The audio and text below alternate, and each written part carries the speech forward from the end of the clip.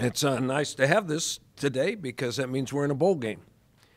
And going into this weekend, we weren't sure we were going to be in one. We were hoping and we thought we were going to be, but we got a bowl bid and we're excited, and it gives us some extra practice time and lets our team and the seniors especially play one more game before their college career is over. So we didn't care where we went, but going to Texas is kind of a fun deal. We have, I think, 10 Texans on our team, so it's really fun for them. But for the rest of the guys, they'll be happy about going too.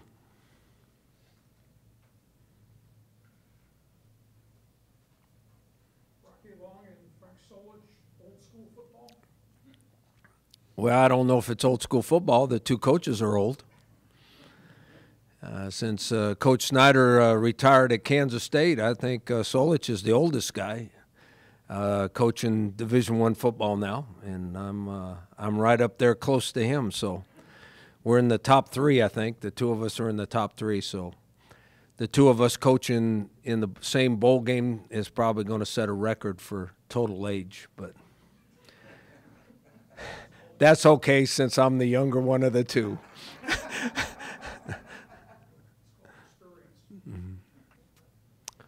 or lose, your players get, your non-seniors get bowl game experience for next year. How important is that bowl game experience going to be for next year's team? Well, I think for next year's team, the added practices really are a positive. I think that we're in the process of evaluating our program. There are some things that we think that some things that we've had in the past that maybe we don't have right now that we have to reinstill in our team.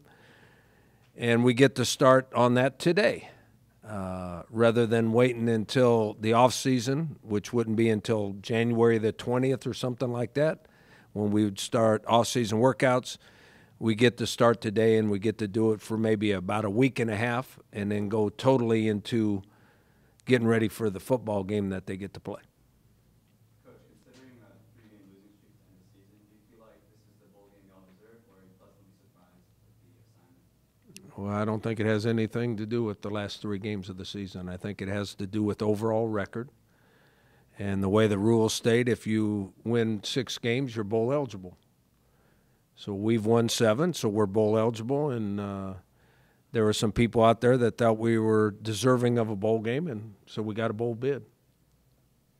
Given that you made it as an hard, what do you think made it desirable for this bowl? I think there's a couple things. I think the reputation that the football program has built over the last 8, 9 years, I think people have recognized that, and I think that there's more people in the country that recognize our brand and that we have a good football program here, so that makes you more attractive. I think since we're coming from San Diego and the population and TV sets makes us more attractive. I mean, there's a lot of reasons that people will move you to an at-large spot. Sometimes it's you bring some value to the TV market, and some of it has to do with our overall record over the last 9 years or so. But I think we're a very attractive bowl team. And I think our league did a nice job, our commissioner did a nice job of making sure most of us got into a bowl game when there was more bowl-eligible teams than automatic spots.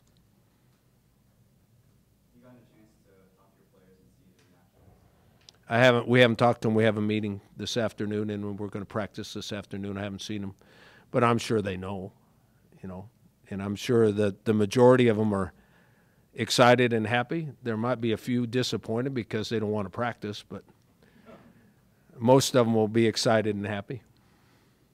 Have you got more of a chance now to look over Ohio, and what are your thoughts on that? Yeah, I've spent all morning watching them on film. All you have to do is look at their stats, and what the stats show is exactly who they are. They're a really good football team that prides themselves on being able to run the ball against everybody, and they score a lot of points, and they don't give up many. In fact, their losses were really close games, but if you want to look at their last 3 games, that's what's the most impressive. Their big rivalry, they lost by 2 in a rivalry game, and then they've won the last 2 by a whole bunch of points. One, they scored 50-some points and won the game against Buffalo, who was actually in the MAC championship game last Saturday. I think it was Saturday. It might have been Friday. But Buffalo was in the MAC championship game, so they won their side of the division, and they scored 50 on them and beat them 52-28 or something like that. So that shows you how good a football team they are. Do they run a read option? It's not a triple option, but what have you seen? No, they're a spread team that runs zone read. They run some speed option, but not triple option. They're in the spread, but they run a lot of zone read plays, and they're big and strong up front and block very, very well, and they've got a couple good running backs. And if you spend too many people on the running backs or stopping that part of the run, the quarterback's very good at running the ball. He's got almost 1,000 yards rushing himself. The team has over 3,000 yards rushing. I think one of the backs has 1,100 yards. One of them has, 800 yards, and then the quarterback's at 900 and something yards. That's a lot of yards rushing right there with 3 backs. And the zone read play allows the quarterback to give it to the right guy. He either carries it himself or he gives it to the running back by what you do on defense. It's not near as complicated as the triple option, but it's very effective. During the regular season, your scout team practices, again, portrays a different opponent every week, but you know at the beginning of the season, or you expect at the beginning of the season, what that opponent's offense is going to be like. You didn't know you were playing Ohio until yesterday. Does your scout team have some experience because of similar formations, or are they going to have to start? Yeah, they have experience. I mean, the offense that Ohio runs is very similar to several of the offenses that we've seen so far this year. They just emphasize the running game more, and they're much better at it. So the scout team will be fine. I mean, they go off of cards anyway, so they'll be fine. They've run some of those plays before. Coach, where were you when you first found out about the selection, and what were your just initial thoughts? I was in my office waiting for a call. We had a staff meeting, and as we do every day, and we were discussing different parts of our program. We were actually talking about recruiting when I got a phone call. The reaction was relief that we were in the game. Rocky, is there a game plan decision on quarterback? Will both guys play, or will one start and play the whole game? We haven't even thought about that yet. I mean, we're going to practice today, but most of it's practice for us. Most of this practice for this whole week will be for us, not getting ready for Ohio. Is that relief you're talking about due to the fact that you alluded to this a couple weeks ago, that you were potentially, or you had the potential to be left out of the bowl game? Is that where the relief came from? Yeah. Mm-hmm. Rocky, when you talk about evaluating the program, you said there's some things you don't have right now that you've had in the past. Can you talk about what those things are? What's not the same right now? Well, I'm not going to discuss them because I'm not for sure what they are. I have a feeling that's what they are. And when it's proven that that's what it is, I'll take care of it. But that's between us and our players, not for anybody else's knowledge. Rocky, obviously you put a lot of emphasis on winning the conference, but how much pride do you take now with this program and extending the season and getting to a bowl game?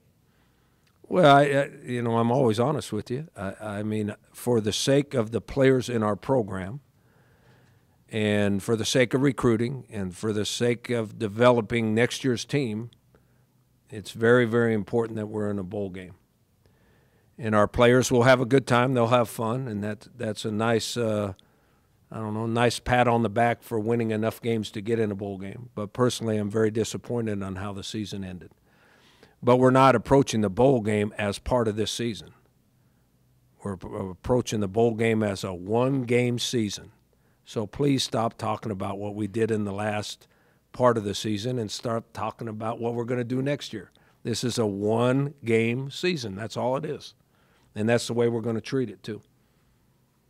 It's a one-game season with about a 3 or 4 week break, which means a lot of your players who were banged up at the end of the regular season are probably going to be at full strength. Are you expecting most of your We'll see. We see how they get through practice. Practice is not going to be like you practice during the season. As the season goes along, you start backing off on how much physical work you do in practice. The first week and a half of this practice is going to be like spring practice. So there might be several of them get banged up in practice. What are the biggest things you want to see improvement on for this one-game season? That we're able to run the football. Now, you guys have heard me say this. The MAC conference, we have played quite a few teams from the MAC in the past. They're all the same. They are very physical, and they are very tough football teams. They don't try to trick you. They don't try to surprise you. They just line up and play ball. So we're going to have to be better than we were at the line of scrimmage in order to run the football. So hopefully the next week or so in practice we'll get better at doing that. Still in favor of the early signing day for recruiting, and what's your approach this year? Yeah, I'm still for it, but and I've heard other coaches complain about it because it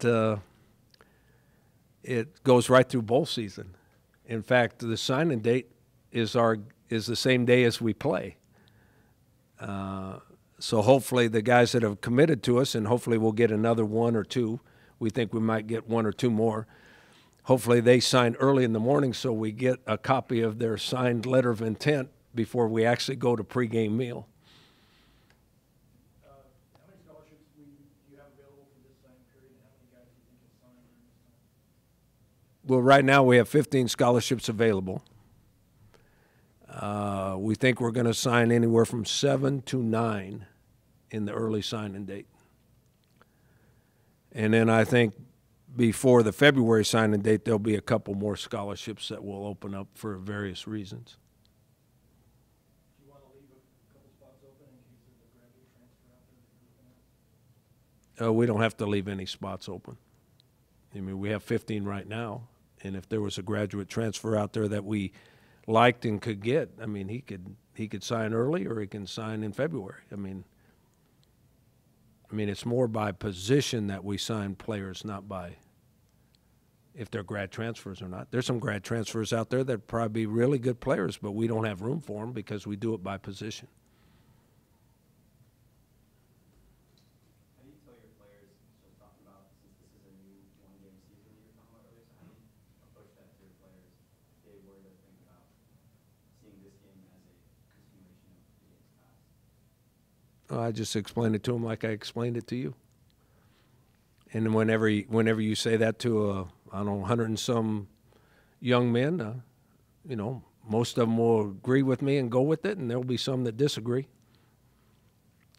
Anybody out there that knows how to get 100 and some young men all on the same page at the same time, I'm willing to listen.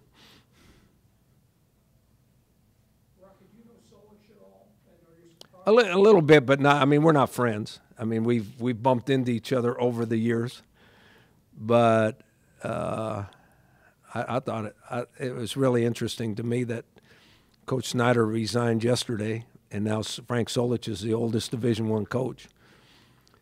So there's only a couple more steps until I'm the oldest one. Are you surprised he could step away from Nebraska and go to a very different place and do well and stay there? No, I thought he was a really good coach all along. And I think they were really smart when Nebraska let him go. Ohio was really smart to hire him, and it's proven that way. I think he's been there 13 or 14 years. And I was told this now. Maybe Mike will tell me if I'm right. This is their 9th straight bowl game, too. That's what I was told. And since it's our 9th straight, the numbers are kind of eerie how that's working out.